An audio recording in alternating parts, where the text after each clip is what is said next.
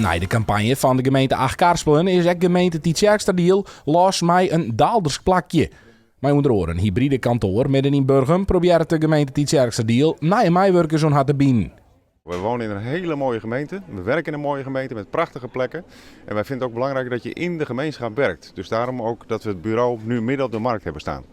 Want je hebben als boorgemeente Achtkarspelen ook een heel soort naar je collega's nodig. Om hoeveel mensen gaat dat en wat is het belang om zo gauw mogelijk naar je mensen te werken? Nou, het gaat zo'n beetje om 40 vacatures die we hebben. En die proberen we zo snel mogelijk weer in te vullen. Om vanaf 1 januari weer zo goed mogelijk aan het werk te gaan. Dat gaat ook lukken. Desnoods huren we tijdelijk wat mensen in. Maar het liefst hebben we vaste mensen en het liefst ook zo snel mogelijk. In de Joodijstra arbeidsmarkt is dat wel een uitdaging. Maar er is een tiegenbreed verskaat om een naar je collega's nodig. Nou, ruimtelijke ordening, maar dat is in heel Nederland zo, dus dat is net nee. Maar eigenlijk in de hele breedte van de organisatie hebben wij wel mensen nodig.